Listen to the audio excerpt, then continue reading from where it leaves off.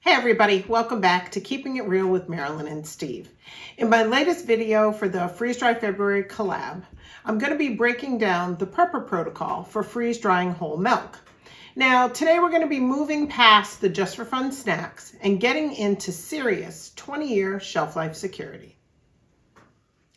Today we're going to be covering a few different things about freeze drying milk. First, we're going to be covering why fat content matters for survival and how to keep it from going rancid. We're going to talk about the Mylar bag and oxygen absorber gold standard for dairy.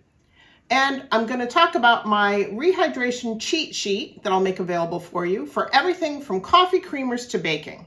Now, don't forget that this is part of our month-long collaboration that is being sponsored with a Harvest Right giveaway for a small Harvest Right freeze dryer.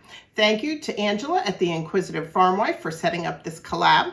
I'll have a link in the description both to the playlist so you can check out what everybody else has got videos going on, and a link to that Harvest Right giveaway. Make sure that you click that Harvest Right giveaway link before that giveaway ends at the end of this month, February 2026. So there's a few things we want to cover before we get into actually putting our milk onto our freeze dryer trays. So the first thing is, why did we choose whole milk instead of just buying freeze dried milk at the store? Well, we want to freeze dry whole milk for its caloric density. In a survival situation, calories are king. Whole milk provides 150 calories per cup versus 90 calories per cup for skim, which is what you normally get when you purchase dried milk at the store.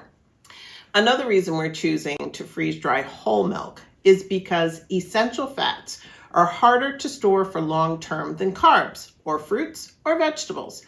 Now, freeze drying is the only way to make whole milk shelf stable for decades, other than processing it into different types of cheeses. Now, we're freeze drying whole milk, which has a lot of versatility because we're not freeze drying this just for drinking. This makes a great base for calorie heavy sauces, cream soups, and high protein baking as well. We decided to do this video on freeze drying whole milk because there's a problem that we wanted to address in long-term pantry storage and give you a solution. So the problem we're trying to address is, in a grid down supply chain disruption scenario, dairy is one of the first things to vanish. Now, the store-bought powdered milk is often skim, tasteless, and low calorie. Now, calories are something that are very important when you are creating your long-term pantry. So freeze-dried whole milk provides the high-fat, high-calorie fuel that your family is going to need.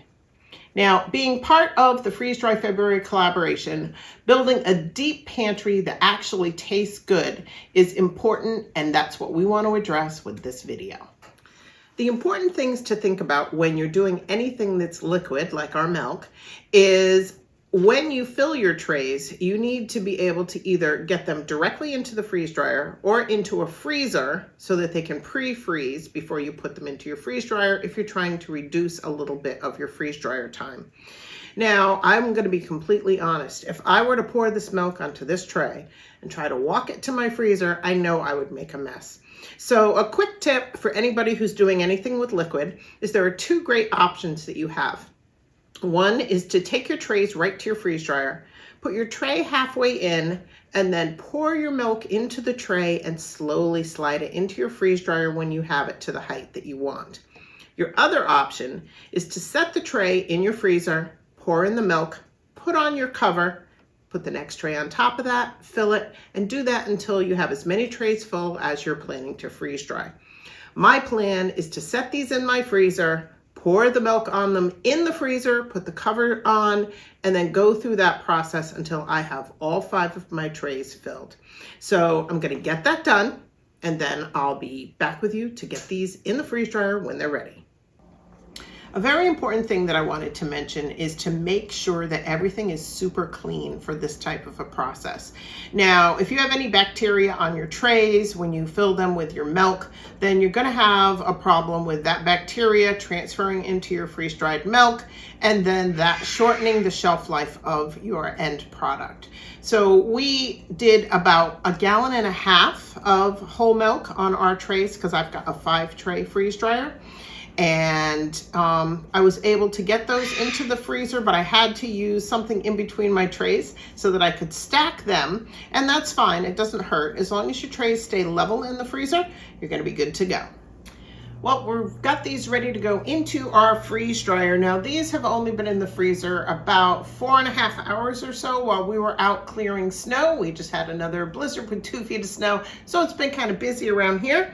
But you can see that the milk is starting to freeze, but there's still some here that's not quite frozen yet. That's okay. It's frozen enough for me to carry these trays downstairs and get them in the freeze dryer, and it's given it a little bit of a head start. So we're going to get these put into the freeze dryer, and I love my Harvest Right freeze dryer. It gets used all the time, and we do meats for making dog food and cat food. We do vegetables, we do fruits, we do all kinds of things in our freeze dryer, and milk is just one of those things, and eggs that we can have for our pantry for long-term storage. Well, we have our milk out of the freeze dryer, and it's been a total of 46 hours. I did let my machine go for 2 extra hours of dry time just to make sure everything was fully dried. So 44 hours and then an extra 2 hours of dry time to get these done. So less than 2 days to have my 5 trays, which is 1.5 gallons of milk freeze dried. Now, something that I wanted to just touch base on again real quick. By pre-freezing your milk in the trays, it does help with a puffing expansion that can happen with your freeze-dried milk. And sometimes if you don't pre-freeze it, the milk may puff and kind of go over the edges of the trays a little bit. So it does help out quite a bit with that. Now, moisture and humidity are 2 things that you have to be careful of whenever you're doing anything like milk or eggs that you're freeze drying. So make sure that you have any other equipment you're going to need to get this packaged once it comes out of the freeze dryer, ready to go when you bring your trays to the table. So as you can see, the milk has really cracked and separated, and it's very dry. And what I'm going to do is take a spatula, break a piece up, and then we are going to snap this so you can hear what it sounds like when it's dry. It sounds kind of like I'm shoveling snow. So it's an interesting sound. So if I break this, it just immediately just powders. It's not cold, it's not damp at all, and that's what you want with your finished product. So I'm gonna get all of this off the trays. I'm gonna put it into my food processor, and then I'm gonna powder this up. Now, the reason I'm gonna powder this is you don't want to store your milk in chunks. When you store it in chunks and you're using oxygen absorbers, it's harder for the oxygen absorbers to ensure that they're getting all the air out of that product. And by making it down into a powder in your food processor or blender, it's going to allow those oxygen absorbers to work the best. So let me get these into my food processor, get this done into a powder, and I'll be right back. We have this all powdered down, and in my food processor, I did about 2 trays at a time just to make sure that it powdered it down really well and didn't leave me with any chunks. Now, these 2 quarts represent 1.5 gallons of whole milk. Now, the next thing that we want to talk about is how these should be stored.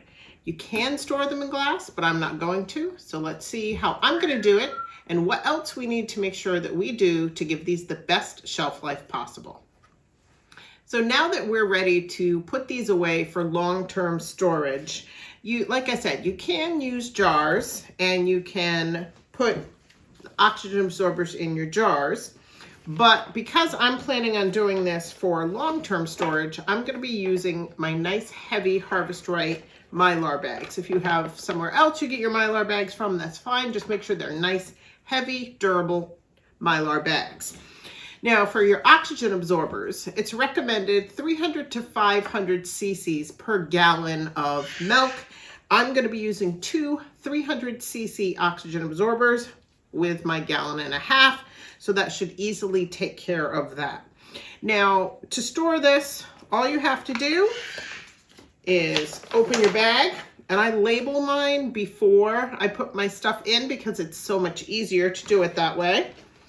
I'm taking my oxygen absorbers and I'm putting them in the bottom of the bag, and then I'm just going to dump my milk right down in, and I'm doing this with it down further in the bag because there's a lot of static electricity today, and it's going to want to powder all over the place. So let's get, there's one, and this will be our second one, and we should easily be able to fit both of these in this bag because this is a nice big bag. Let's see, the last little bit, and the bag's not full to the top. It still gives us plenty of room to shake this down. And then what we'll be doing is I'm going to take this over to my sealer, and let's get our bag sealed. Now that I have the bag sealed, I just kind of wanted to go over, I double seal my bags because for me, doing a double seal, make sure if there was any kind of product in the inside of that first seal that I've gotten that taken care of in the second seal. So any little potential gaps, I've done an extra seal just above the first one just to make sure those are all set. Now, once you've got these into your Mylar bags, the next step is going to be to know how are you going to store them from there. We take our bags and we put them in buckets. We label the bucket with what's in it, when we freeze dried it, and if there's a date we want to make sure we get it used by, we put that on our buckets as well. Now, another thing that you want to keep in mind is the temperature that you store these at is going to be the difference between the number of years these are going to be shelf stable. If you keep these in a cool, dark, dry place where the temperature never exceeds 70 degrees Fahrenheit, that's going to be your difference between a 10-year and a 25-year shelf life. So before I go over some of the things we use it for, I just wanted to talk about, I am going to make sure that I put into the description a copy of our whole milk rehydration guide that we use when we're using our whole milk in our different recipes or in baking, or if you want to have a bowl of cereal. So for general use, it's going to be a 1 part of your whole milk powder to 1 part of water. And if you want to have something that you can stretch a little bit further, maybe something more like a 2% milk, you can use 1 part of your powder to 1.5 parts of water. If you want something that is a little richer for like coffee creamer, or if you're gonna do, you want like a creamy oats or a creamy soup, you're gonna use 1.5 parts of your powdered whole milk to 1 part of water. And if you want something you can use as a substitute for a heavy cream, it's not going to be heavy cream, but as a substitute for your thick cream soups or sauces, something really thick, you're going to use 2 parts of your whole milk powder to 1 part of water. So now let me go over some of the things we actually make with our whole milk powder.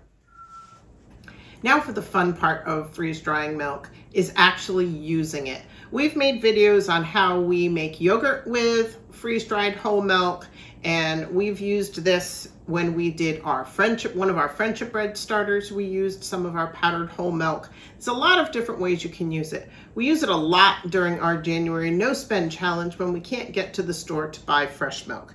But today I wanted to share with you a recipe that allows you to take something you might be buying at the store for your family or your kids, that you can have a little more control over the ingredients. And that's making a substitute for those prepackaged oatmeal that you buy at the store. So this recipe is real easy. It's the same one that I use when I make it normally on the stove.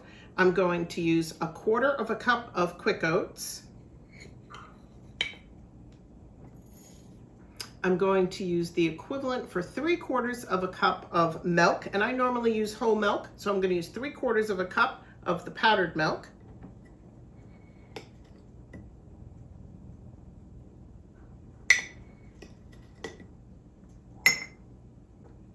And I could stop there if I wanted, and that would just be my plain oatmeal. But I like apple cinnamon, and so does Steve. So we do some of our own freeze-dried applesauce. So I'm gonna get 1/2 cup of this broken into small chunks, and we're gonna add that on top of the jar. So I've got that added to the top. At this point, I sometimes like to add cranberries to mine, but Steve doesn't like to do that for his. So if I'm putting these on the shelf, this is what I do. Put the cover on, seal it, I vacuum seal it, and I can put this on the shelf. And any morning we want some oatmeal, I can just grab this and add some hot water. Now you can customize this by adding whatever kind of freeze-dried fruit you want, whether it's bananas, strawberries, blueberries, or some apple cinnamon applesauce. Let me grab some hot water, we'll get this rehydrated, and I'll show you how fast this works. So normally I would be using fresh whole milk if I was going to be making this on just an average day and not taking it out of one of my jars. And that 3/4 of a cup of milk would be my liquid.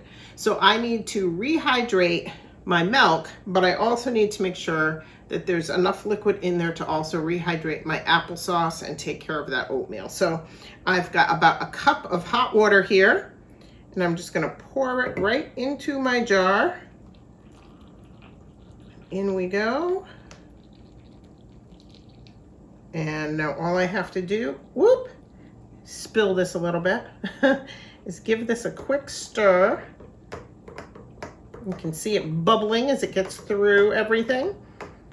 And I'm just going to give this a quick stir like you would your regular oatmeal. And my milk is rehydrating and my applesauce is rehydrating. I'm just going to stir it to make sure I don't have any chunks. And then we're going to let this sit for about 2 minutes. So I'm going to let this sit for 2 minutes and we'll be right back. Well, it's been 5 minutes and this has rehydrated beautifully. Now this is a beautiful creamy oatmeal. If you're used to making your oatmeal with a 2% milk, you might want to cut back a little bit. Instead of 3/4 of a cup of milk, you might want to use 1/2 cup of milk and use the same amount of water. If you like your oatmeal thicker, you can add a little less water. If you like your oatmeal thinner, you can add a little more water. And it also depends what else you add that has been freeze-dried, like fruit, to the mix. So this is just, it's beautiful, it's creamy, it smells amazing. On a cold winter day, this is the best breakfast ever. So remember that this video being part of the Freeze Dry February collaboration, again, we will have in the description a link to the playlist. Make sure you check it out. Give all the other channels a bunch of love. If you didn't see our previous video on how we make freeze-dried biscotti, check that out. This was also part of the collab. We will also make sure that we leave a link to that Harvest Right small freeze dryer giveaway. Make sure that you enter. It's a great opportunity, if you already have a freeze dryer, to either have a second one, give it as a gift to somebody you love, or even maybe donate it to a charity of your choice if you think they might be able to use it, like a food kitchen. The giveaway has been pushed out.